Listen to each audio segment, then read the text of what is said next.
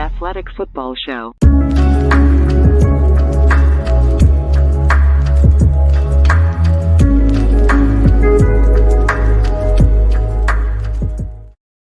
Welcome to the Athletic Football Show. I'm Robert Mays. Joining me tonight, it's my good friend Nate Tice. Nate, how you doing, buddy? I'm doing very, very well. I'm glad we've eased into this with some other live shows. I feel lubricated for this show. Like, as opposed to most seasons where I felt stiff going into week one. I know I couldn't find a better word. I feel loose and ready to go for this season. I thought week one was started with just so many interesting games, interesting outcomes. I'm so excited to talk about it. And Sunday night game was a little anticlimactic, but at least there's some things to talk about with the game, at least for one side of the ball. So let's spend a little bit of time on that before we dig into all the other games that we're going to talk about today. I mean, the Cowboys absolutely throttled the Giants 40-0. Both of us picked the Cowboys to finish number one in DVOA, really whatever advanced defensive metric you want to throw out there before the season. Whichever one I didn't expect them to start the year like that. Unbelievable. It was like they were taking turns too. I was like, all right, you got it. You get the pick. That's the thing about their defense, though, is that they have so many guys who can make an impact, whether it's up front, the depth that they have in the secondary. But this sort of statement to open the season, their offense didn't do anything crazy, and they still have really good players on that side of the ball. But for their defense to be this dominant, I think it justifies anyone who came into this season with a healthy amount of Cowboys optimism. 7 different guys got TFLs. That's pretty good. 1, 2, 3, 4, 5, 6. Yeah, 7 guys got TFLs. They got 7 sacks total, just a dozen hits. It felt just like they just controlled it from snap one. It just felt chaotic on every play. And that's the thing, is even with whatever you want to think about their offense, and that's the thing going into this game, it was the offensive line injuries. And it was like, oh, here we go again with the Cowboys. They're missing half their starters. The offensive line's already falling apart. It didn't even matter. It's because the defense is going to dictate so many games. And then NFC, that does have some good teams that we'll talk about on the show too. But there's a lot of bad teams in the NFC, and that defense is going to go against a lot of bad quarterbacks, bad offensive lines, or at least incomplete units. And they're just going to control games like that, or at least keep the Cowboys in games no matter what the offense is doing. I think incomplete is a good way to describe the Giants offense. Yep. They still don't have a lot of weapons at their pass catching spots. The offensive line is still very young. We know Evan Neal needed to take a huge step forward this year. I think he was my X factor when we did our Giants preview. I don't know if he was yours, and he didn't play great tonight. Any concern about the Giants after this game? Was this more of they ran into a Cowboys defense that might just be a buzzsaw the entire year to teams that are worse than them and are those sort of incomplete units? They were the wall, and the Cowboys were a juggernaut. They just ran right through them. And I think that's just what it is. This Cowboys team, even last year, it had some ugly wins early that they squeaked out. That's how I remember it anyways. But they came along, they gelled, and they kind of figured out their offensive identity really after a couple of weeks. And that's what we credited those coaches. This team was starting 2 rookie corners. I'm glad they brought up that stat. I mean, that kind of speaks to the Giants. They have some nice things. We like the coaching staff, but as a whole team, they're incomplete. And we said last year was a bonus year. Like, it was unbelievable. They even made the playoffs. So I thought it was just, they ran into a really tough matchup, and a team ready to go, has championship aspirations, and they're not on the same aspirations yet as a franchise. Totally. A lot of continuity on the Cowboys defense too. I mean, all those guys in that system before. Really, the only addition the entire offseason was Stephon Gilmore. Every other piece of money they spent this offseason, every other bit of resources was guys vet Stephon Gilmore too. Like, yes. Vet, who's been in several defenses and is like a vet, like knows the system, knows offenses. Yeah, it's like that's the guy you're adding. All right, let's move on to the highlight of the day, and that is the absolutely wild game that took place between the Dolphins and the Chargers in the afternoon slate. I love it. Week one, you get this back and forth shootout between two offenses I think we're both excited about. Well, I may have to eat a little bit of crow about the Dolphins as we get into this. Just overarching, I don't think I gave Mike McDaniel enough credit for what the 2.0 version of this would look like, and just how creative that offensive staff was. And we can get into the reasons for that, but just on a general level, an absolute thriller to kick off week one in the afternoon window with everybody paying attention. I didn't have either of these teams in my top 10 when it was all said and done, but did say positive things about both. But that was more of an injury, overarching, overhanging injury concerns that I think that hang over both of these teams and both of these offenses. So we'll talk about in 10 weeks. But holy crap, Mike McDaniel is good. He is so good.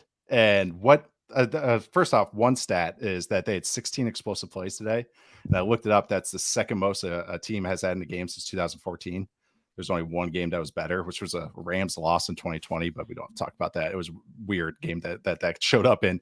But just we've talked about before, the use of speed and the use of motion that Mike McDaniel has done, and really these Shanahan offenses have done. He's kind of added another layer to it.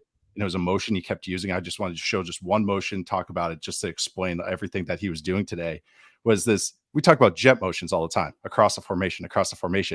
He was doing out motions and he's hiding alignment every which way, or every way now. So what they're doing is just, think of a helicopter that can go in any direction. Now that motion can go in any direction, and now you're making the defenses communicate over and over and over. And they're doing it with Tyreek Hill and Jalen Waddle, and they're doing it with backup receivers. Like the Dolphins do a weird thing where they kind of hockey shift their receivers. And so they're like, okay, our starters are out. Okay, backups in. And so they're still doing it with River Craycraft. What? Really? Listen, it's not up to me. Twilight novel. But they'll get stacked. They're hiding these alignments. And I'm not trying to get too scheme heavy with this stuff, but just how he weaponizes the speed is just, he's creative. It's like a postmodern offense. You know what I mean? Like he uses like tropes and just knows, okay, we're doing all this jet motion behind the quarterback. Now we're just going to go the other way. And it's going to make you guys communicate in a way that you weren't expecting over and over and over. It's amazing. It's such cool stuff. There's other stuff he did, but that was just the thing that just stood out to me. It was just using just something that seems so simple, but no one leans into it as much as Mike McDaniel does, and weaponizing the assets that he has. Last year, it was all a lot of jet motion, where you'd have a player come across the entire formation and change the picture that way. Now it's a player starting on one side of the formation, but just changing where he's aligned right before the snap. And the one that really jumped out to me is there was a chunk play early in the second quarter where Tyreek Hill was kind of as an H-back, lined up almost like a tight end, and he just goes in a quick little speed motion. And then because of the way that the receiver number count changes and the leverages change right before the snap, there's just so little you can do as a defense when all that speed is coming at you and the picture is changing that quickly. There's really no time for them to communicate. And JC Jackson had absolutely no shot on that play because, again, it just all changes so fast. And they were using that little tiny quick motion all throughout the game. And I'm sure it happened. It's nothing in football is new, right? No, we've seen all this stuff before, but seeing a team use it 10 times today, a dozen times today, the way that they did, I've never seen a team do that before.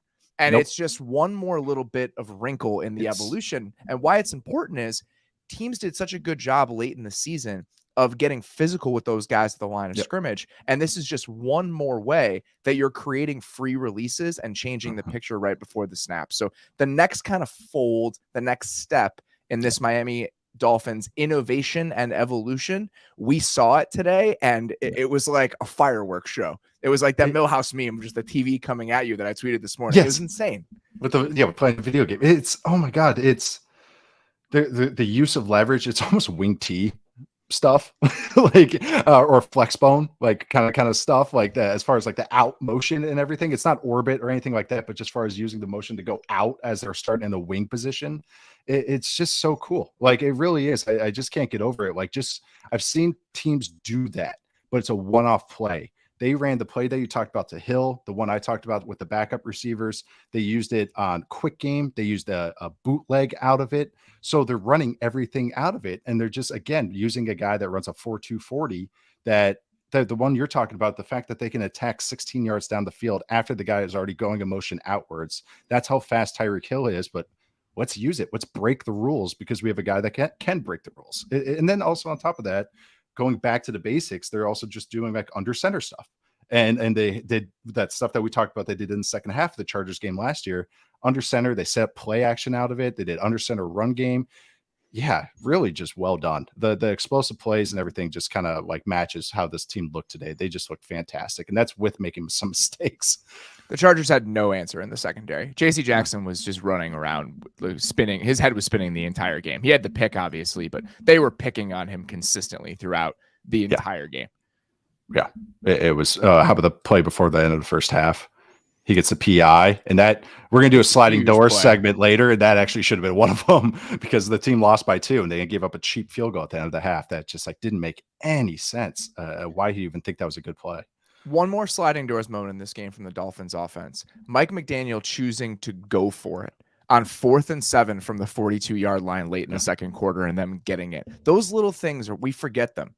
You look at the numbers and 2 or 3 for 400 yards and they had 30 first downs. You forget that those decisions are so important. The 4th and 7 to go for it late in the second quarter and get it. And then that JC Jackson shove end up becoming huge in this game. And it was also interesting. This is the last kind of thing with this offense that was is their use of, they did this last year, but using 21 personnel without Gingold out there and kind of making the defense pick their poison. And this is kind of just the story of how the Dolphins in this game the Chargers were one hand tied behind their back. Like every time they had one answer, they came up with an answer that the Dolphins had something else for them. The Chargers at first were matching with base every time the Dolphins tried a field goal or a fullback out there. It's like, okay, cool. We'll try out base. You guys aren't going to run on this. 12 plays, they matched with base. 7 first downs for the Dolphins, 5 explosive plays. Okay. So, all right, cool. All right. So it's matched with nickel, right? Let's get 5 DBs out there. That way, okay, we get a little more speed on the field. 15 plays, 4 explosive plays on 11 dropbacks and 7 first downs. So they're just averaging like a first down at 50% clip. And so just you figure out this one, you plug one hole, and then Dolphins just pop up 2 more into your boat and just sink it. It was just unbelievable to watch today. And then Al Gingle had a couple big completions in this game. He had a couple big receptions in this game. And so it wasn't even just the speed. It wasn't just the stars. No. They were creating easy completions for a lot of guys. I want to also just acknowledge Tua made 3 or 4 plays out of structure today that were huge in the outcome of the game. He had one down in the red zone where he kind of just created after the play, found Durham Smythe for a big completion in the first half. And then the biggest completion of the entire game, he makes that happen. He steps up in the pocket. He extends just a tiny bit, finds a little bit more time, and finds Tyreek Hill down the field. And that was one of the concerns and questions with him last year, is when you take away what's available to him within the structure of the play, what does he turn into? And I think there were 4 or 5 moments in this game where he gave you an answer that if you're a Dolphins fan, you should feel very, very good about. And then he dotted that fade to Tyreek too. That's beautiful. That was a BB. Oh my goodness. Yeah, that was a triple 20. He had a couple other ones. He had some great ones. Like, and also just throwing on time, getting rid of the ball. Like their pressure never really felt like that was affecting them in the game too much. Ron Armstead didn't play in the game today. I know. You didn't even notice it. And that's the number one concern with this team. It's like, oh, they're not going to be able to protect. But it's just like, if they throw it like this and they're able to attack, just like last year, they're able to attack 20 yards down the field under 2 seconds. That's so incredibly hard to stop. Doesn't matter how good your pass rush is. Are you worried about the Chargers defense? Or is this another case of them just running into a team that had a very good offseason plan, knew exactly what the next iteration of this had to look like, and just jumped on them the entire game? I'm unchanged. I want to see the Chargers defense against a team that's maybe more mediocre and not super duper explosive like this. So they had some okay moments, at least in the run game, but it's like, I just want to see them against a quote unquote normal team as opposed to this thing that we just saw today. It's the same concerns I had preseason. How can they stop the run? How's the spine of the defense built? But it's like, I just want to. I'm concerned. I mean, again, you're not going to be playing against Tyreek Hill in this sort of passing game every single week. But JC Jackson's performance today is at least a little bit concerning to me. Awful. I mean, 16 explosive plays. That's pretty concerning when technically you're built to not give up explosive plays. I mean, that's like your whole philosophy, at least for your defense. A tough loss for the Chargers, but I came out of this game still feeling pretty optimistic about the Chargers, especially their offense. The big questions we had about the Chargers after their offensive performance over the last couple of years: can they find explosive plays and can they run the ball consistently? The Dolphins did everything they could to take away explosive plays today, but we got an answer to the second question, boy. 234 yards on 40 carries for the Chargers. They were unbelievably efficient. If you look at their EPA per play running the ball, it was about the same as Patrick Mahomes' dropback EPA last season. That's how good they were every single time they ran the ball today. And I just thought they did such a great job of quick hitting runs, which was their big issue last year, is a lot of the runs were way too horizontal. And if teams are going to play you in those light boxes, they want you to have these slower developing runs where their safeties can fill a little bit slowly. All of the stuff was quick hitting, and I thought they did such a great job of using the tight ends in the run game. Yeah. And not asking them to block at the point of attack. They were leading up on stuff. They were coming across the formation. I thought it was really, really creative. So them being able to find that sort of run game this early makes me feel pretty good about where this offense can go over the course of the year. 24 out of 36 run plays are successful. That's a ridiculous rate. That's insane. Yeah. You lead the league last year at like 45%. They were at 66.7%. Without any like real QB runs. I mean, Herbert can do it, but that's not their game. Just traditional run game. Only 4 teams have ever had a more efficient day on the ground with the same amount of runs or more. So it's since 2014. So it was a pretty banner day in LA between these two offenses. It's pretty awesome. But no, I would say just even the run game was Kellen Moore at least like weaponizing what he has. I guess stop using the word weaponizing, but I'll use it one more time. But like Zion Johnson's a great puller. And what you brought up with the tight ends, that's a great point, is not having to block at a point of attack. And a lot of teams are doing this. So a pin pull play, usually it's 2 offensive linemen pulling to the outside towards the tight end side. It's a strong side run, but the tight end traditionally has to pin. He has to block a D end to get the whole thing going. So that's when you hear me have a lot of concerns about tight end blocking. It's usually this play I have in mind, because especially this group. Yeah, especially this group.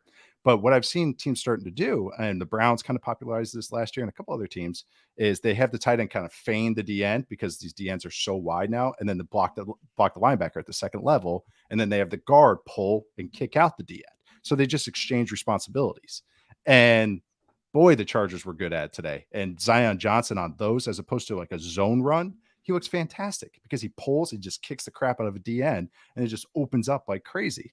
And so they're just spreading it out and doing runs like that. It's just sound football. And they're running duo, which I always love, of course, out of the same formation I just talked about for the other play. It was their best run play last year. They leaned into the things they do best in the run game. And that was one of our biggest questions about them coming into the year. And they didn't telegraph it. That was always the thing with Joe Lombardi's offense. It was like, this formation, we're doing this run. I think you and Chase talked about it a little bit, but like this formation, we're doing this run. Today, they're doing it at the formation that they do other runs out of. And then, so you're just making the look a little different. You're making them communicate with motion, but then you're making like Xavier Howard, the corner, tackle over and over, and he didn't tackle today. So you're just getting these 12-yard runs on really not a lot of investment. So again, it's just sound football. So it's good to see, because again, that was a huge concern we had. One real frustrating moment, if I may, was getting on a 3rd and 1, getting into empty. And like, that was the play that Herbert almost took the safety out on. And it's like, you guys are running. That was a problem. And then they tried to run a shovel pass to Quentin Johnson on 3rd and 1. Both of those were immensely frustrating moments. And again, it's just those little tiny, if that goes the other way, this game could go the other way. And when they're running the ball so well, to go to those sorts of looks in those moments was frustrating. And in the end, they needed to make some plays in the passing game, and they couldn't on that final drive. I thought the Chargers passing game was fine, but still meat on the bone that I want to see them be better, more explosive, just more reliable over the course of the season. Even in that final drive, it just didn't feel like they were going to make that happen. If that game, let's say they score, if the Dolphins were only going to lose that game, in my opinion, because they ran out of time. Right? Yeah. If they turned the ball over in the red zone, their offense was unstoppable. Even if the Chargers run game was good today, I never felt that way about that. That was the difference in kind of my overall assessment of how the two offenses played. This is the difference between explosive and efficient. Is like right here, especially how you get to those. Like the Dolphins say, we'll be fine and efficient on the ground, but we're getting all these explosives through the air. The Chargers are right now trying to be super efficient on both, but they're not getting those explosives. They did on the run game today, but it's like, that's why if you're just built that way and not getting them through the air, which was our other question, it was the run game and how they create explosives through the air, how they push the ball. Still one question, still kind of sort of waiting. We got to see, but it's like, that's kind of always just one thing always wanted remaining with this Chargers offense. It feels like still bullish about both of the offenses. And I think both these teams will be very relevant in the AFC. All right, here we go. It's time for You Have My Attention. Let's get to it.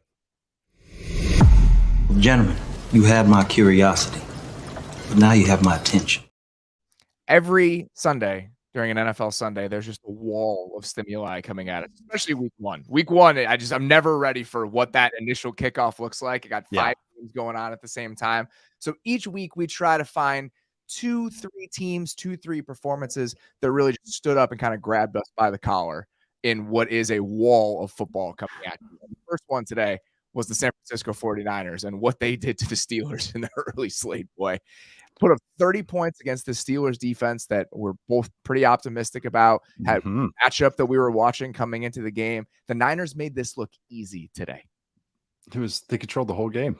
And they even had some inconsistent moments, and it didn't matter. They were talking about explosive, like just that. This is the weapons everywhere with Purdy just doing what Purdy does. Couple oh shit moments in a good way, and oh shit moments in a bad way, and that's him. That's him. He's gonna be chaotic, but when you have an offense like this and a defense like this, oh my goodness, like the hive mind of this 49ers defense and the speed is just.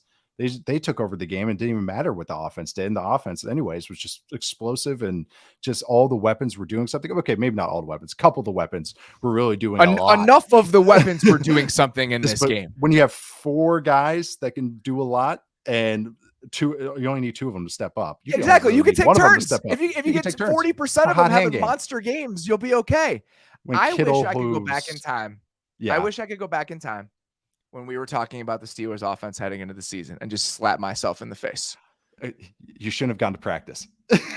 That wasn't it. That honestly was not it. Because you got in my head. I was like, they did look better on the second half of the year. And it wasn't even practice. It was going back and watching a couple of those Kenny Pickett games and just thinking he's got a little bit to him. If they can take a step forward, if he takes a step forward, there's enough talent on this offense for them to be an intriguing offense at the very least. And I wish I could go back and slap myself in the face and say, that Matt Canada is still the offensive coordinator for this team, right? This, but you watch the Steelers offense today and you compare that to watching the Dolphins offense, watching a Rams offense. You don't even need to have the Dolphins talent. Watching a Rams offense that we're going to talk about later, how dynamic some of these offensive systems and units are in the NFL compared to what the Steelers look like in the passing game. It's insane. It's like they're playing 2 different sports. And I know that the Niners defense is really, really good and they deserve some credit. But it's important to acknowledge that, and I wish I had put more credence in it before the year started. I'm so mad at myself. I mean, even compared to like the Patriots offense today, like Bill O'Brien's the new Dalton line for offensive play callers. So it's like better than Bob or worse than Bob? Worse than Bob. Nah, I'm not feeling it. Like that. Would you take back Canada over Bill O'Brien? It's like no. So that's your answer. But I mean, Fred, talk about the high mind of the 49ers defense and also talking about Canada and how predictable the passing game is. I first had the stat a couple of weeks ago I got from Next Gen Stats was the pass ratio to run ratio when there's a motion. It's like 70% of the time when they're motioning, it's usually going to be a run play for the Steelers offense. So you kind of have an indicator there. They don't motion as much when they pass the ball. Fred Warner and Dre Greenlaw were just running routes for the Steelers passing game. Like they were just every high low that ridiculous. They're running. And there were, even beyond that, the way that they were reacting to motion. There was a play early in the game where the Steelers use all this jet motion, and it was the 2 safeties. Of course, it was the 2 safeties communicating, and that's the difference. There's this idea that more motion equals good. If the motion is not purposeful, then it doesn't matter. And if the motion makes you predictable, then it doesn't matter. Correct. And watching the 49ers so easily communicate to each other with the jet motion and rock the safeties down and everyone was in a perfect position. It's like they knew everything that was coming. They were one step ahead the entire game on defense. And I know that they're great. And I know that there's so many smart players on that team, but I still think that this is one of those moments that reminds us that the Steelers just structurally are not at a place that's going to make them as dangerous as they can be, period. It just always feels like the whole concept, everybody's on an island. It's ISO ball everywhere as opposed to, and then you watch the 49ers. About how different the good offenses feel from that. It never feels like that. It's watching the freaking 7-second or less Suns going against the ISO ball era of the NBA. Like that's what it feels like just right there. It's like, oh, this is really pretty what this one team's doing. Then you watch the other team. It's like, well, they just pass it and give the, ISO Joe and all that. And that's what it feels like. Shoot 18 footers, like contested 18 footers. That is the Steelers offense. I know. I was like kind of coming around on it. I didn't know it was a playoff team. Do think the defense is much better than this performance today because just, again, it's one of those buzzsaw moments, just running into an offense that just has a lot figured out, and they're adding to stuff too. They have a run concept that I think is really interesting right now too. I thought that this was one of those games where it was a combination of the offensive line and the back just playing beautifully off one another, where there was a lot blocked based on how well the 49ers offensive line played. But McCaffrey's vision in this game, he was just getting every single yard that was available, whether it was cutbacks, the spin move he had in the hole on the huge run. That run, the huge run that he had where he had the spin move in the hole, to me is the perfect encapsulation of this. If you watch that run unfold, there are two beautiful combinations. Beautiful. Burford is great on that play. Jake Brendel comes off at the exact right time. And then there's one guy left in the hole. McCaffrey makes him miss with a spin move. That's his job. You make the one guy miss. And then Ayuk decleats somebody. And McLeod is 40 yards downfield making the play. It's just everyone in the run game acting cohesively. And you get that sort of beautiful result. And I just think that was the expression of the Niners offense today, was plays like that where it all was falling in line. The receivers were on a lot of plays, Ayuk especially, were just blocking their tails off. And that's buy-in. That's knowing that, if I do this, if I block this could turn 6 yards into 60 yards, or this can turn 2 yards into 20 yards. Like that's what, because usually you have to account for those guys. Usually the safety and receiver, the play doesn't get to them.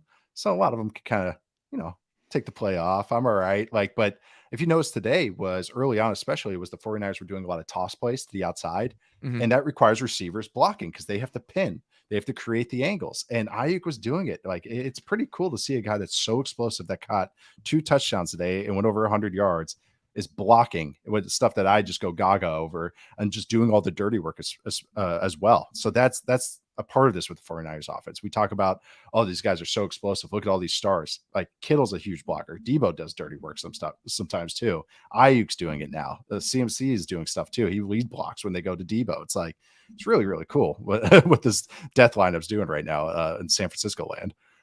Purdy was exactly the type of guy that he was last year in the sense of how he elevated this offense compared to other versions that we had seen in the past. You had maybe 3 or 4 plays where he extends with his legs and makes something happen out of structure, the exact way we did last year. And even him letting that ball rip to Ayuk down the right sideline, that's the difference. He's willing to trust him on that play. On that same drive, the Steelers were in cover 2, and he fit a really nice ball into the middle of the field. I think it was to Debo, right over the safety in front, or right over the linebacker in front of the safety. And like 2 plays later, he goes down the right sideline to Ayuk and just makes a throw that other quarterbacks within this offense haven't been willing to make in the exact same situation. So I think those, again, are a couple different little moments, a couple different little ways that he elevates this thing and makes it more dangerous. And we've seen that already. Yeah. And that's the thing. It's like he's going to have the chaotic moments, but he creates, and if the opportunity is there, we talk about that with the Arians offense. What is no risk it, no biscuit. Like that's on a lot of high lows. There's gonna be a quarterback I talk about later that's like, if you're Kenny Pickett, sometimes if you're only taking the low on the high lows, the defense is just going to crowd it and it's going to get tight. You have to make them piss off. You have to make them give room. Like, so how you do that is you have to attack the high. This is why I go nuts over guys like Lawrence, like Trevor Lawrence and stuff, and even Burrow when he's not having a day like today, is that like they will attack the high. Stafford, Mahomes, they get the doubles when the doubles are there as opposed to just a single. They get that extra base. So that's what Purdy does unlock with this offense. There's going to be times where sometimes he flips tails 3 times in a row, but then there's going to be times that he's creating something that this offense might not have had before out of structure, which is just, I think, a bonus. The one thing I'm a little bit worried about watching the Niners offense, and they're not going to have to go against TJ Watt every single game, but Colton McKivitz did not have a great day against TJ Watt. It was a rough matchup over there, but I think a lot of right tackles are going to have rough moments against TJ Watt. Just something to keep an eye on moving forward personnel wise with this Niners offense. Yep. Oh man. But God, watch this Niners defense. Watch the blitzes they brought today. They're using Fred Warner as the little 5-0 looks, which is when you have 4 defensive linemen, one other guy up there, just running all these games with him. They had him and Dre Greenlaw. Greenlaw's acting like he's in zone and then runs over to cover the man. He actually covers the running back. It's like, oh, these guys are just these guys are at 301, 401 level at this point. Which is encouraging with a new defensive coordinator, because that was going to be one of the questions. How far along were they with somebody new pulling the levers? And the one difference that we could have possibly anticipated is a little bit more pressure. Even though Yeah. D'Amico Ryans was starting to live in that world, especially down the stretch last year, Steve Wilks has always been a little bit more pressure oriented, a little bit more aggressive in those situations. So we've already seen maybe what the Steve Wilks flavor of this Niners offense could look like. He was born in the darkness of the blitz world. That's that he is. He didn't have to learn that. He lives in this world. Speaking of great defensive performances, the Cleveland Browns, you have my attention. Wow. Goodness gracious, did they come out and just beat up this Bengals offense? I'm about 48 hours removed from picking Joe Burrow to win the MVP and picking the Bengals to have the best record in the league. And I still feel like the Bengals will be fine. Look back to the way they started last season, etc. But the Browns came out today with, one, an excellent game plan, and two, a mentality on defense that I think I wanted to see. I wanted to see this defense feel different. I wanted to see them just, there was something missing over the last couple of years. Even with the talent that they had in certain areas, personnel-wise, there was always something missing. And this was one of those games where it just felt like it was all coming together in a way we haven't seen before. And man, was that encouraging. Be the aggressor, not be a finesse defense, which is just seems, like an oxymoron. Like, it's like actually be aggressive. And oh my goodness, they were just weaponized today. God, stop saying that. But honestly, but just this, but look at how the wide alignments that Jim Schwartz has letting this defense play with, and the speed he's letting them play with. They were taking it to him. They're running man coverage against the Bengals, which you and I in our preview show were like, well, Jim Schwartz wants to live in a single high world. Like, you got to, let's see if he tries it. And he tried it. But what was so cool, what Jim Schwartz was pulling the levers. He was dictating a lot in this game. And just looking at what they did on third down was just so interesting. Like, he was at first doing man coverage.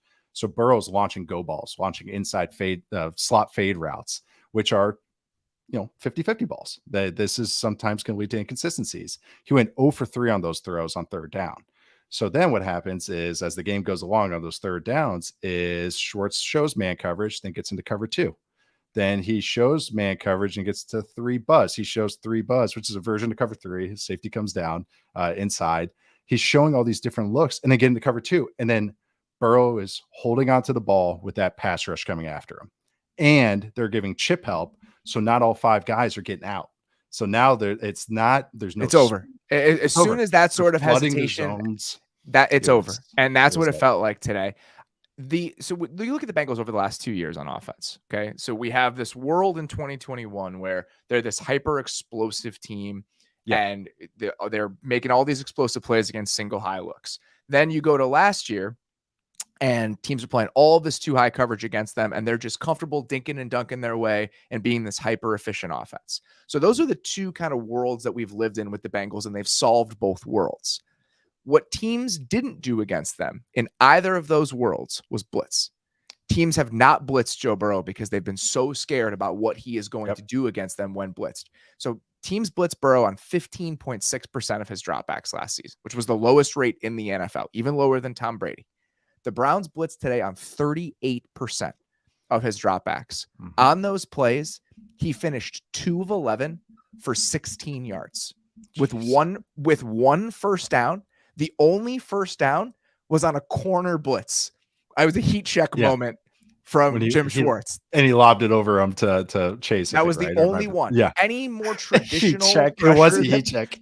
When you get to a certain place in the game, you're like, fuck it. We might as well just run the corner cat. Dude, just going down your blitz list, and you're like, hey, we haven't called number 7 yet. But everything else they ran, the Bengals had no answer. And I think it's a great thing to point out. It was just enough little wrinkles in the coverages where they were very comfortable being aggressive and challenging them in man coverage, which a lot of teams aren't willing to do at this stage. But there were also just enough wrinkles with the cover 2 stuff. There was a play in the second quarter, I want to say, where it was a 2nd and long, and Delpit followed the tight end over in motion. So you think, all right, well, they're just in man coverage, and they drop back into cover 2, and Burrow just had to dump it off. And the next play, okay, so this is the perfect kind of 2-play sequence. That happens on one play. On the next play, it's 3rd down, and they use Myles Garrett as a spinner over the center, which they did multiple different times today, where you have a 5-0 look with 5 guys, 5 one-on-ones that you create, and you have one of, if not the best pass rushers in the league, one-on-one with your center in that situation. And they were comfortable doing that the entire game. And when you say they were dictating, those are the ways in which they were dictating, finding all those one-on-ones and just not being afraid of playing man. The confidence with which Jim Schwartz called the game and the confidence with which the secondary especially played in this game was really eye-opening when you compare it to other versions of this Browns defense. The man coverage snaps, exactly. That's exactly what stood out to me, was the attitude those DBs played with. I mean, it was so much attitude. Emerson, the way that Denzel Ward looked early in the game, the guy I thought had the best moments, just because, again, it's a departure from what we've seen from him in the past. Delpit had 3 or 4 moments in this game where I was like, okay, now we're cooking with gas. Like, if this guy is going to play with this sort of assertiveness, then you're going to be in a really good spot as a defense. And that's how it felt today. And again, and that's why, I mean, honestly, one stat that stood out to me was Burrow had 11 throws for 10 yards or 10 air yards. He went 1 for 11 on those. Like, he was just anything down the field. They just couldn't get just get them off their backs. Like, just like, okay, can we get a little breathing room on some of this? And again, that's what man coverage. Okay, I'm going to beat this pass rush anyways. The Browns were getting pressure under 2 seconds. Average time to pressure was under 2 seconds. So I'm going to get rid of the ball. Oh, man coverage. I'll take my one-on-one. I'm going to take my chances with that. And then that's what Jim Schwartz was doing. He was doing the big brother move. Like, why? I'm not hitting you. I'm not hitting you right now. So again, it's just like, it was really cool to like see that change up from someone that's so aggressive, and then doing like spot drop zone, which I talked about on the Thursday show, and just changing up the looks. It just wasn't always the same look at Joe Burrow. And this is what the Ravens did at the end of last season, was change those post snap looks on them and make them just double clutch the ball and just go, is that cover 2? Or is that cover 3? When they dropped Myles Garrett into coverage multiple times in this game, where they had that 5-0 look, and they dropped both him and Zadarius Smith into coverage and still brought pressure. So I thought it was creative. I thought it was ballsy. And I thought that this defense felt so much different than it's felt in the past. And the version of Myles Garrett that we are going to get to appreciate if they continue to play like this, that game sealing sack he had where he's fighting through the chip help and just being like, fuck you, this is over. I cannot wait, if they play this way the entire season, to see that guy unleashed because he has help. The Bengals didn't have the Bengals didn't have a single explosive pass this entire game. So that's the only time it's ever happened in Joe Burrow's career. This was Joe Burrow's worst game ever as a starter, just like everything. Pouring rain. He couldn't get he had no grip on the ball early in the game. Calf thing is not a lot of reps. He hasn't practiced. Again, a team comes out and blitzes twice as much as any team will blitz them last year. It's a perfect confluence of factors for them to look like garbage. And division game, all this stuff. But it was just, it really just felt like the Browns just always just had their number no matter what. And just cool game plan. Like, just a nice, always just pulling the right or pushing the right buttons at the right time. Like, hats off to Jim Schwartz and really just the Browns as a whole. What do you think about the Browns offense in this game? They felt like they got into a little rhythm as the game got along. I thought they looked okay. And Watson had some rough moments early. But I thought that they actually looked okay over the course of the game. He made a handful of throws. I thought it was well constructed. It was the same sort of stuff we expect from the Browns offense overall. I came away from the game actually feeling more optimistic about them, even after losing Jack Conklin, likely for the season, than I even did coming into the game. And I had them as a top 10 offense. They felt more confident as the game went along. You got to see kind of like what I think they're going to lean into this year, I think we both did. They used empty about a dozen times. They only hit that number 3 times last year. So I was like, okay. The stretch in the second quarter in the 2-minute drill, they used it on like 5 or 6 straight plays. And that's what made me look it up. It was when I went through that. And I was like, hey, how many used times it on like 5 or 6 straight plays in the 2-minute drill. And I thought that was a really good instance when we talked about the melding of styles with this offense, where they want to be able to run the ball. They want to be under center. They're always going to be like that. Nick Chubb is a huge part of this offense. But in those moments where they need the quarterback to kind of be the central figure within the offense in a 2-minute drill, when you need to have it, they allowed him to be. It was like, all right, we're just going to spread it out. We're going to throw it around. We're going to call a quarterback draw on 2nd and 11, and you're going to score a touchdown. So that version of it, I know they want to be able to tap into that when it's necessary. And I think that was a very good kind of moment and light bulb situation for them early in the season. The things that stood out to me. So the empty stuff, the stuff you returned, they had 3 designed runs, including the 2-point play, the touchdown that you talked about, all of them nice plays. The touchdown run was kind of funny because also I want to compliment Mike McDaniel one more time.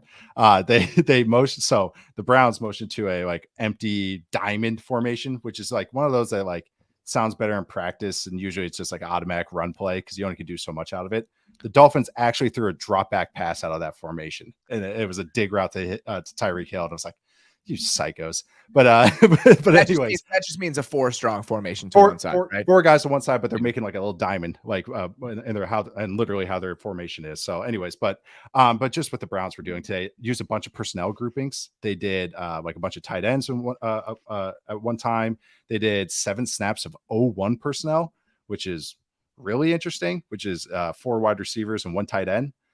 They did 1 snap of 0-2 personnel, which is 3 receivers and 2 tight ends. And they did that a little in the preseason, but I thought it was going to be kind of like just we're going to make the first team kind of look at that and just waste their time. And they actually like leaned into it. They're using jumbo personnel with the 6 offensive linemen. So some interesting stuff, but you can see that they're trying to merge these ideas. One last thing I did think was really interesting was they're trying to get some shotgun play action game going. And you can see them, they did kind of like a different action than I've seen before. And I might do a video on this, so we'll see. But they're in the shotgun, but it looks like I'm trying to describe this. It looks under center-ish, the action of the quarterback and the running back, the steps, the motion that Deshaun Watson does. And maybe he's more comfortable with that. And maybe it's to sell the run game a little more. And then they pull the guard along with that. And they did that several times today, which I thought was really interesting. It was kind of like, that was that the guard idea. pull situation. They're trying to tie that with the guard pull play action game that they're using more often. They're one of those teams I think is going to use that guard pull play action we talked about in the preseason a lot more. But usually when teams do out of the gun, the running back's crossing his face in front of the quarterback. Like you're selling like a zone play. They did it like Nick Chubb is to the left of Deshaun Watson. I'm trying to describe this as well as I can on an audio podcast.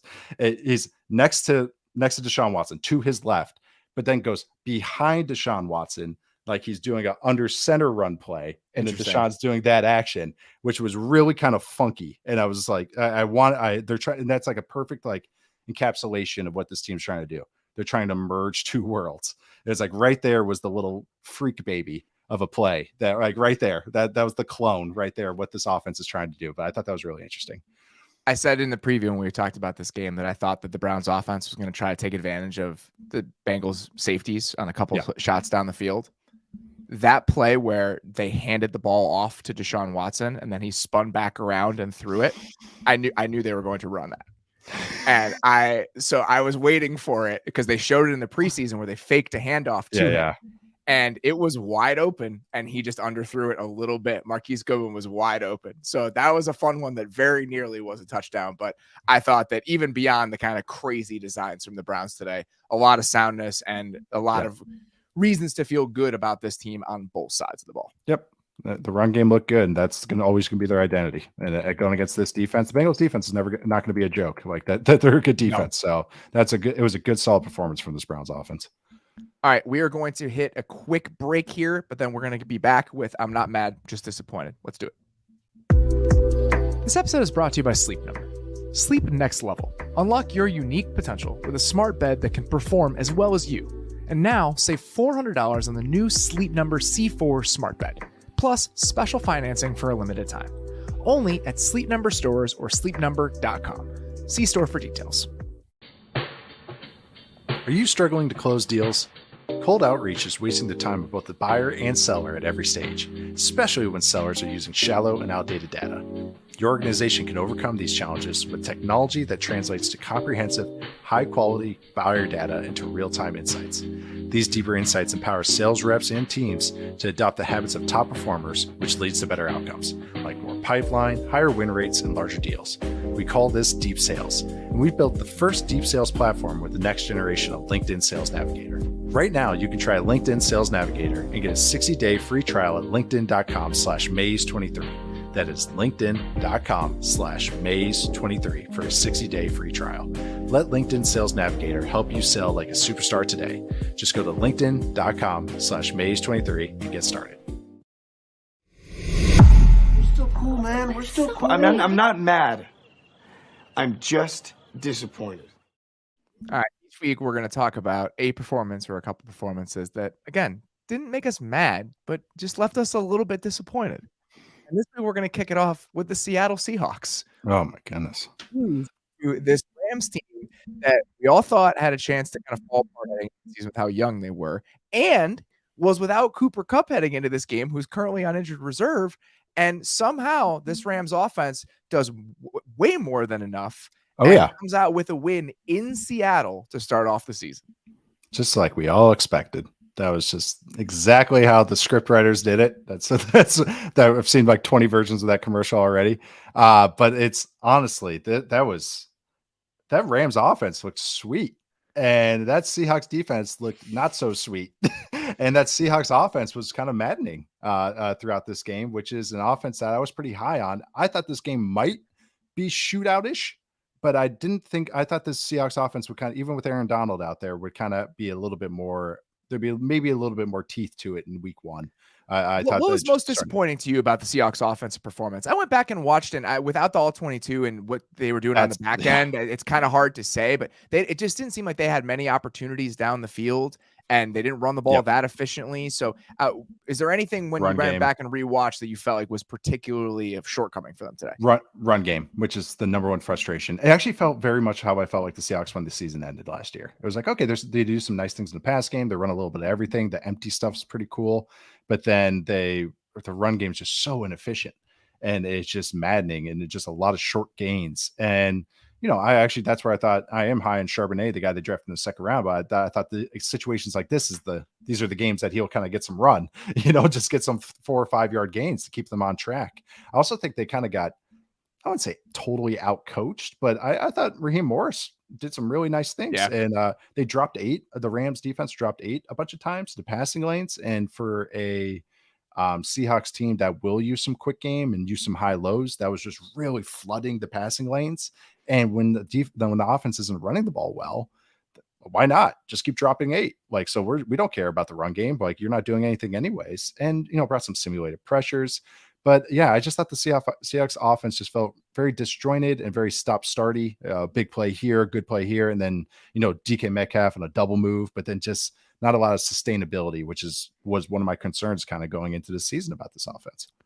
When I went to training camp in Los Angeles, and I've learned my lesson in doing this with a lot of stops in the getting excited or feeling optimistic about a team that you visit. But with the Rams, it really did feel like people were underselling them. And I think it's for 2 reasons. One, Sean McVay is a very good offensive football coach. Yeah, he is. And the stuff that we saw today, which we can get into, is extremely encouraging. With Puka Nacua and Tutu Atwell, they're doing some really cool shit. And they still have a quarterback that is willing to just stand back there and rip it, man. So with some improved play and health along the offensive line, even with some shuffling pieces, a healthy Matthew Stafford, and this guy still at the controls with a staff he feels good about, everything else. I just thought as long as Matthew Stafford's on the field, this is not going to be like a basement level offense. This isn't going to be a bottom quarter of the league offense as long as Stafford is playing. And that was me thinking Kupp would be on the field. But that was part of it. And the other part of it was Raheem Morris is a very good football coach. And the energy that they were playing with on defense, especially in practice and in the secondary, I thought this team has a chance to just be friskier on that side of the ball than I think people expect. And 2 guys today kind of exemplified that to me. One was Darian Kendrick and the way that he played on the outside. And I think he had the rough moment against DK Metcalf, but he had some really nice flashes in this game. And the other one was, number 0. I can't remember his name now. Oh, Byron Young? Lucky. Byron Young. Byron Young. Yeah. I love Byron Young. He had some really nice moments in this game. So the youth, which is, I think we can construe as a weakness, they almost don't know what they don't know. And I think that they're playing with a little bit of an energy and an edge. And I thought that version of the Rams was possible. And I think that's the version of the Rams that we actually got to see today. This is the best case scenario how this game went. I mean, Stafford was, he was just peppering dig routes just over and over and over. The Seahawks couldn't stop it. But then you remember it's like Stafford played like fine last year. Stafford was still Stafford last year. It was just everything else fell apart around him. And so he was just, and then he got hurt. And then he got hurt. But I mean, he still got this in his bag. And he was just, he rips a 3 throws today, at least, that were just like, there's like 3 guys in the world that can do those. Like that's the high end of Stafford. And you got to see it today. And what they were doing in the run game was sweet. I wanted to talk about the one play that the 49ers did as well, and the Rams are doing this. I think it's going to be a very popular play. It's duo, which I'm always excited to talk about, which is a very at you run play, but they're motioning a tight end over at the snap of the ball to kick. So they're basically flopping the play right at the snap of the ball, and it creates some cool angles. They did it on the Kyron Williams touchdown. What's his name? You have Kyron from Notre Dame. You have Kyron Williams, the running back. They did it a few different times, though, with Higbee just quickly coming across the formation. It was a staple for them today. It just creates nice angles, and the 49ers did this as well. I think a lot of teams are going to go, oh, that's nice. And we talk about blocking tight ends. That's a way to ease it up. So, man, it was just some really nice designs on third down. They coach the Rams coaching staff coached their asses off this game. And 11 of 17 on third down today. 11 of 17. You compare that with 2 of 9 for the Seahawks, which I think explains a lot of the way the game went. I think that's eventually how it got so lopsided. Matthew Stafford today on throws between the numbers, between 5 and 15 air yards, finished 12 of 13 for 133 yards. Yeah. Just ripping balls over the middle of the field with reckless abandon. It was really fun to watch that version of him. I alluded to this a little bit when we were talking about the Dolphins. The use of motion from this team in the passing game was phenomenal. Again, just little tiny ways of creating little bunches and stacks right before the snap. The little quick motion, out motion that you were talking about with the Dolphins, they did it a couple times with Tutu Atwell. Using Tutu Atwell with those sorts of ideas and the motions in mind, and just how dynamic the passing game felt overall with a rookie receiver from the 5th round and a guy who hasn't been able to get on the field until this moment. It was really impressive to watch it happen in real time. It was fun for me as I'm on the prospect side of the business as well, and watching these players all play, because I was lower on Tutu Atwell, I was higher on Puka Nacua, and that was kind of lukewarm, or not lukewarm, but middle ground on Kyron Williams. I kind of feel like I had him slotted nicely. It was just fun to watch all these guys kind of have like nice days. It's like, this is the draft. It was like a nice snapshot of like the draft world right there. It's like even the guys, like everybody can show out. But Puka Nacua, like Dane Brugler, our athletics draft expert that I do prospects pros with, he had Puka Nacua as more of like a 3rd round, like a day 2 guy, but he had injury concerns. Derek Klassen liked Puka Nacua. I like Puka Nacua. So there's some people that really liked him, but I wasn't expecting what was it? 11 catches did he have today? 11 catches for over 100 yards. Wasn't expecting that, but he's a fun player. He's perfect for this Rams offense, because BYU used him on jet sweeps and stuff. He's a good blocker. He's got good size and everything. He just has health stuff. So, but he was a great day 3 pick, I think, for this Rams team that needs a lot of these day 3 picks to look decent, but good start. I mean, the Tutu Atwell plays were great. They're using his motion just perfectly, or using his speed just perfectly. That's what he is. He's a vertical threat. He's got real juice, and he's 150 pounds. So they're freeing him up, letting him just play in space. And you got a quarterback that can rip the ball 40 yards on his back foot. Why not use that? That's what I liked about it, though, is that it's using him as a vertical threat in the way that the Dolphins use Tyreek Hill as a vertical threat. Yes. Where you're creating space. Not just a post route over and over and over. Exactly. You're creating space within the defense, but then you're hitting him on in-breaking routes or ones where you're not looking for a shot down the field, but you're still creating explosive plays because you're creating stretch within zones. And I think that was really encouraging to see today. I mean, you're hitting Tutu Atwell on dig routes. He weighs like 150 pounds. You look great. I think the Rams had some experience with Bobby Wagner last year, and they're like, hey, but that's kind of what I think they highlighted throughout this entire game. It was the Shanahan microscope meme that Steven Ruiz does, but it was Bobby Wagner today by the Rams offense. There were 2 3rd and 8s in the 4th quarter on back-to-back drives that, to me, kind of explained the entire game. With 9:20 left, Seahawks had a 3rd and 8, and Byron Young got a pressure against the Seahawks backup right tackle because Charles Cross and Abe Lucas got hurt in this game, which I think is going to be a story to monitor moving forward. Oh, yeah. So Byron Young gets a pressure. The Seahawks are forced to punt. Next drive, the Rams have a 3rd and 8. Tutu motions to that stack that we talked about, that they did multiple different times today, just kind of create traffic confusion. And Stafford rips a ridiculous throw on a corner route to Puka Nacua. I tweeted out a video of it from the end zone view. Yeah. The arm angle, the gall to even throw that ball, and just the arm talent. Those 2 plays, those 2 3rd and 8s on back-to-back drives explain the difference in the game to me today. Yes. Yeah. No, I mean, there's a couple of those. He had at least 2 balls that like went in between 2 defenders that like before they even knew the ball was coming out. Like, kind of just like like what was that? Like some just whisked by them like in the background. Like that's kind of exactly how they reacted to. But no, the Seahawks offense tackle thing. I think it was Cross has sprained toe and Lucas had a knee flare. But it's like, geez, that was super concerning. At least I didn't spend the last 3 months hyping those 2 up. But it is something that is going to be just hurt. There's nothing you can do about that. Which is a heat-seeking jinx right on both of them. But no, I think, like honestly, like you said, but that's going to be a huge component. Like this Seahawks offense likes to push the ball when they pass the ball. Like Gino likes to stand back there and let it rip. Those tackles really help. Those tackles are kind of needed to attack that way. Otherwise, this offense can get into a lot of issues if they can't get to their drop back game because we've already mentioned their run game. And we're going to talk about a couple smaller performances, specific performances that we like today. Let's get to We See You. Can you see me now? Can you see me now? Segment is sponsored by NFL Sunday Ticket on YouTube and YouTube TV, which was fantastic today, by the way. Had a seamless Wonderful experience with Sunday Ticket on YouTube. I queued up my multi-view right before the game started.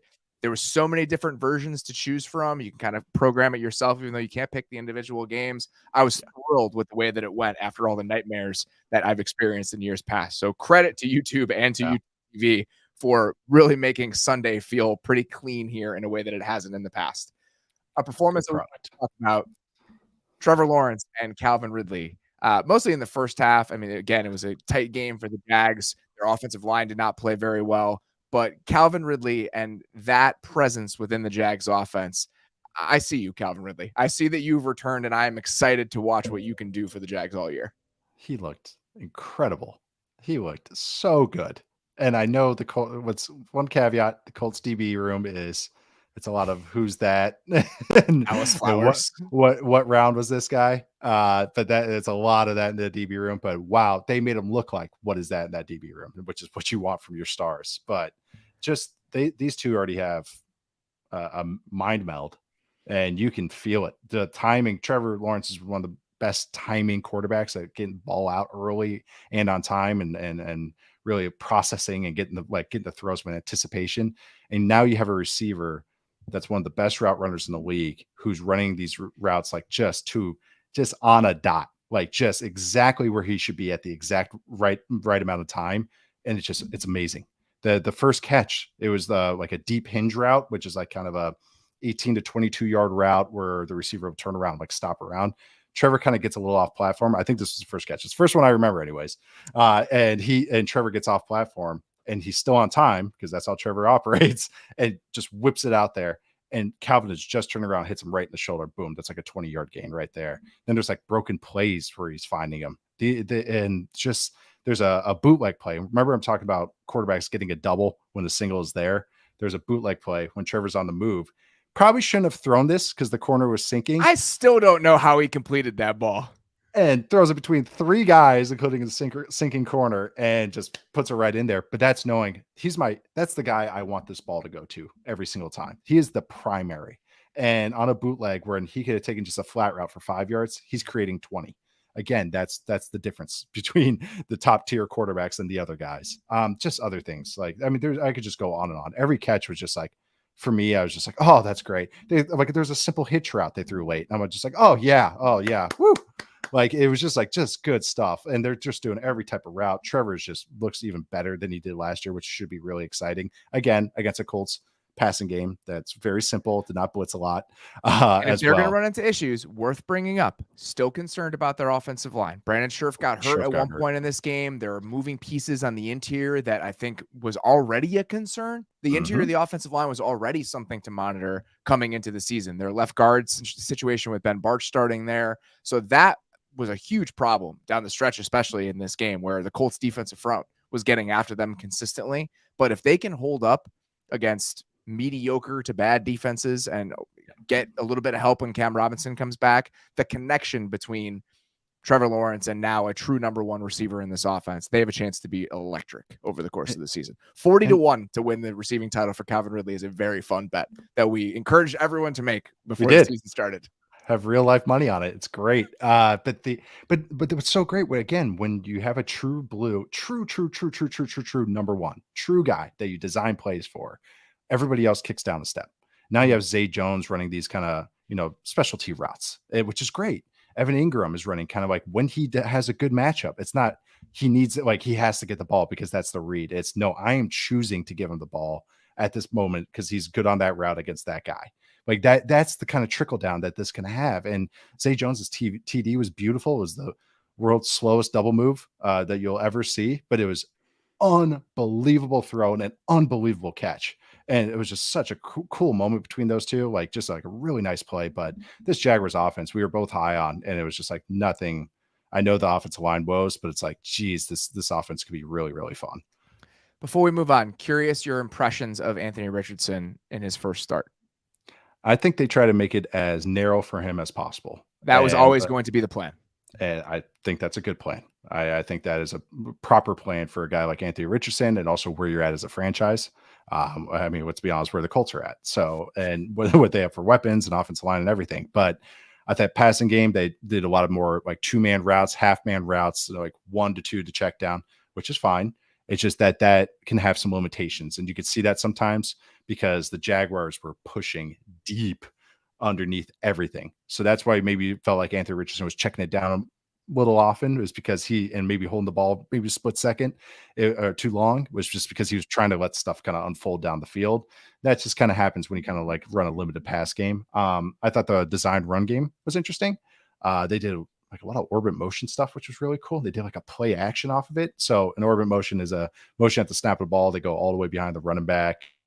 They did like an orbit return. So he goes behind the running back, comes back as a lead blocker. That was pretty sweet. And then they did a play action off of it. And then they did like an RPO look, kind of off a triple option look. A lot of triple option looks today in the whole NFL. I love athletic quarterbacks because now we're getting like to see like kind of cool designs in that way. So, but I just want to talk about too is like not even just like stats and scheme and everything. It's just like true moments as a quarterback. And this is like what wins you over as a franchise guy. And that is the play before Richardson got hurt, which we can talk about later. But he had a 4th down scramble and when they're down 10, I believe, or 2 scores.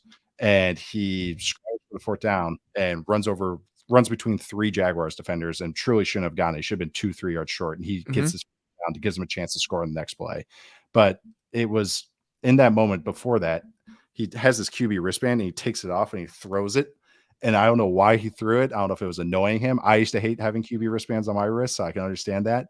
But then he scrambles for that first down. It's just like a freaking awesome moment. I know they didn't win. They lost, all this stuff. He got hurt on the next play. But I thought that was pretty cool. So I kind of just see that kind of personality shine in like a big, big moment for this team. He didn't look out of place at all.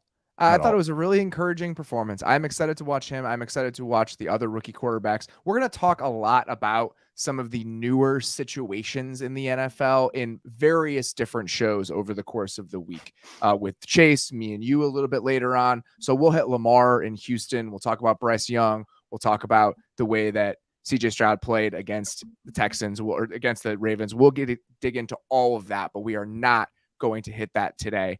Last thing we're going to hit, a couple more things we're going to hit. We're introduced a little bit of a new segment today. Talk about some sliding doors moments from Sunday and the way that they unfolded. The sliding glass door shattered. I don't know where we found that drop. Ken always finds it. It's so perfect. Things I want to point out, we wanted to talk about as we were thinking about different things we wanted to do this season. Just acknowledge some of those moments that really changed the complexion of the entire NFL Sunday. And they can be little tiny things. And the one I wanted to acknowledge today was Kayshon Boutte not getting his second foot in bounds on that throw in the Patriots-Eagles game. It was the second time in that game where he is one toe away from a really important reception and a really important completion. And if that happens, if he gets that second foot in bounds, the Patriots absolutely could have won that game. And those are just the little tiny things that over the course of an NFL Sunday, there are probably a dozen of them that can change the entire complexion of how we talk about these teams, the way that we think about them. And that was one that I at least wanted to acknowledge today. Game of inches. Whether it's trying to get the first down or get your foot in or knock a ball down or anything or hit the hole, it's a game of inches. And I I know they would have gotten the ball at the 8-yard line if that was completed, which is just like, oof. But the Patriots offense looked competent. Again, the BOB line. A little bit, a few too many designed Ezekiel Elliott routes for me early in the game. That was my really only concern. I was like, we're drawing up too many design plays for Ezekiel Elliott. Well, too much Zeke for you. Plenty of just enough Kendrick Bourne for my liking. Maybe that's why I was so encouraged by it. But I thought Mac Jones, played perfectly reasonable. That was a Mac Jones game. You could see some limitations with the arm, but you could just also see some nice throws and just some good timing and everything. Like the touchdown to Hunter Henry was really nice. And I feel like it's beautiful. Yep. Yeah. And I feel like they're really attacking where we had some concerns with this Eagles defense. But yeah, that was just like, that game was kind of a weird game. It just felt just off. It was a really strange game. Yeah. I feel like this is one of those where reserve judgment until the Eagles offense plays against a team that's not the Patriots defense, a defense that has a chance to be very good. And I feel like is a good matchup for the Eagles on a couple different levels. Yeah, that's exactly it. I'm going to wait a few weeks before I have kind of like any declarative takes about anything, the sky is falling or anything like that. Or I would say it was actually fine performance from the Patriots. That's kind of going to be how they play against every team. But I would say for the Eagles, it's just like, yeah, I'm going to wait a few weeks before they're not playing this team. One unfortunate kind of sliding doors moment is J.K. Dobbins getting tackled on what looked like a normal play inside the 10-yard line, gets up, limps a little bit, but is able to walk off with just a little bit of help from a trainer. And then about an hour later, we hear that he tore his Achilles on that play and is now going to be out for the season, which is just a devastating, heartbreaking blow to a guy who had a devastating injury a couple of years ago, came back, was theoretically healthy, heading into a contract year, and this is how his season starts. So a really awful moment, not only for the Ravens, but for him and what his future looks like. Yeah, he's just caught in that bug. Even last year when he came back from the injury, he battled another injury that he had to battle back from. Just tough. And the injury is so mind sapping for a player's perspective because of how long the rehabilitation process has to be. This just stinks because I probably just the expectations that he has for himself, just also what the team was probably expecting, how they're going to use him. I mean, I felt like, of course, he was going to be a huge part of this plan. J.K. Dobbins was so talented coming out of Ohio State. I had him neck and neck with Jonathan Taylor in that class. Like he's just could be so explosive and such a good runner. It just stinks that he's not only just getting hurt. It's not like these are, career altering injuries. I mean, knee and then now an Achilles, which is missed an entire season. I mean, it's because it's not just I'll be back by the start of next year. That Achilles broken arm, 18-month injury. Yeah. And you lose, 100% chance he is not the same. Like it's the Achilles truly saps all the explosiveness out of these players. So it just stinks, especially a position like that is such a hard ask of its players. And we know all about the market stuff too. So just not fun. A couple more things to acknowledge. Marcus Williams apparently has a torn pec, may be out for the season, which is a monstrous injury for the Ravens defense. And then Ronnie Stanley and Tyler Linderbaum both got banged up today. So we'll talk more about the Ravens, the way that offense looked a little bit further down the road, but not a good day from a health perspective for a Baltimore team that has pretty high expectations this year. The new black and blue division, but for different reasons. We're just banged up. All right. We're going to talk about a couple coaching decisions from today that made a huge difference, and then we're going to get out of here. You chose poorly. That one I picked. Yeah. That one I was ready for when we started doing this. Guys. Again, wanted to just point out one or two pivotal coaching decisions that changed the complexion of a game each week. And the one that we zeroed in on for this one, the Titans had a 4th and 6 today from the Saints 11-yard line, down by 4 points with 2:20 left in the game. They elect to kick the field goal to go down by 1. And you may not believe this, they never saw the ball again. Wow. It's almost like they should have gone for it in a game where points were really hard. Do you really think that after what you've shown on offense that entire game, you're like, yeah, we're going to start chucking it down the field because we need a 2-minute gotta have it situation, even if they did get the ball back. And that's people think of it that way, where they say, well, your offense has been struggling, you should take the points. No, your offense has been struggling. You're on the 11-yard line. Your offense has been struggling. This is our best chance at it. We got to take advantage of that best chance we've had. This could actually also be like kind of like a partial category for I'm not mad, I'm disappointed, because Mike Vrabel's better than this. He is Yes. an aggressive coach. He knows he's like just a savant with rules and everything. I was shocked that they did it. I really was. I was with a friend and we had the game. That game was on mute, and so I didn't know like what anyone was saying about that. But I was aghast that they'd actually do that, because especially how that Titans offense had been moving the ball, or like it was disjointed. It's what we expected out of the Titans offense. Like Andre Dillard couldn't block anybody, and it was just Tannehill had some weird moments today. It weird was moments. not pretty, and even if late. the Saints defense is a pretty good unit, it was not encouraging. Even the Titans offense is going to be gum and toothpicks. Like that's how that offense is going to be. It's like every week it's going to be, how can we manage to get 20 points this week? Okay, we got to do some screens. We got to do a funky And that's why play, taking a chance to get 7 is probably worth it in that moment. Correct. If it's According to the tough all ESPN day, win it's probability tough later. model, they lost 10 percentage points of win probability by choosing to kick the field goal, which is a massive swing. A lot of the time, these are 50-50, 51-49. Like when you pick wrong, it's like 0.2% win probability wrong, like lost there.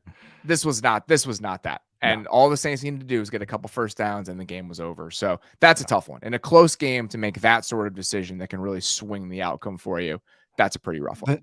This game felt like it should have been in the rain. Like all those other games were in the rain.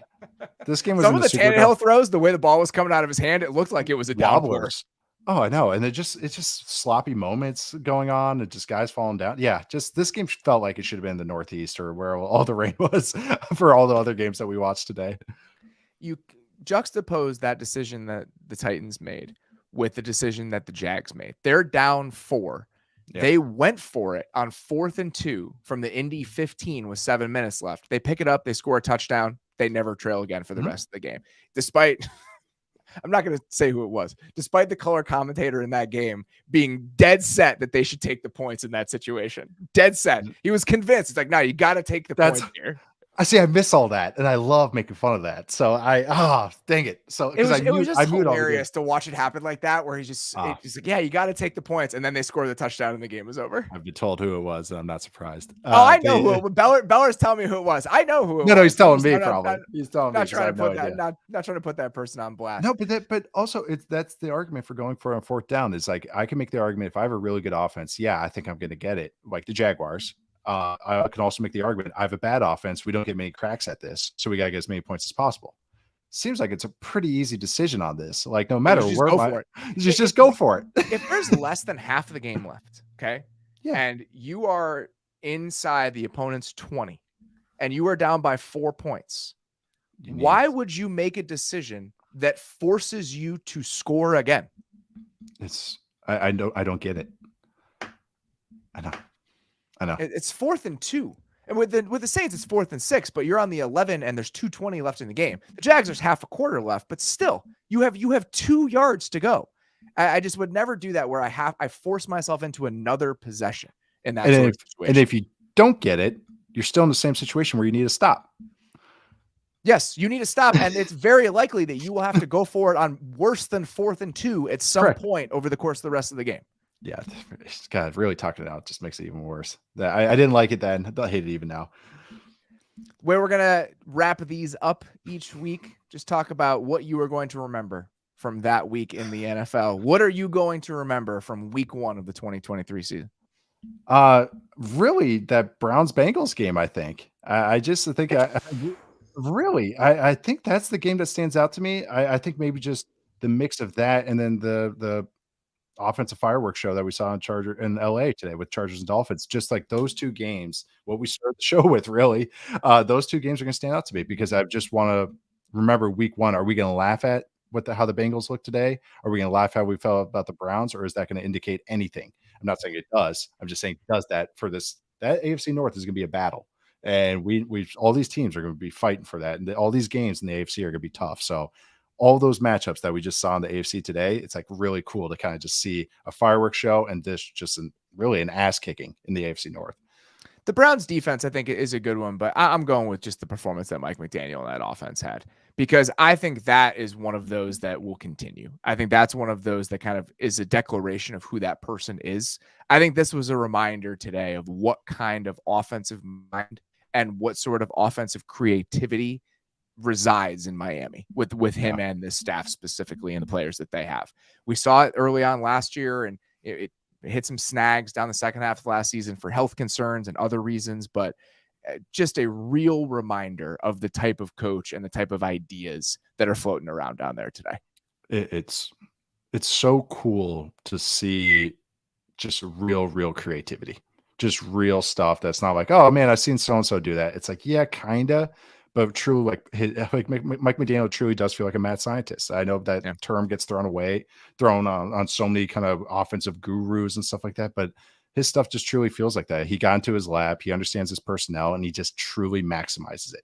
He's getting those guys to 99 on overall rating, no matter what. He's going to find ways to grind it there. And that's just what they feel like. It's really fun. I tweeted it out earlier today, but Jeff Darlington on ESPN, that he did a sit-down TV profile with Mike McDaniel. It's about 10 minutes long that they ran this morning. And it's Mike being really honest about his background and all the issues that he had when he was younger. He got fired in Houston for partying too much.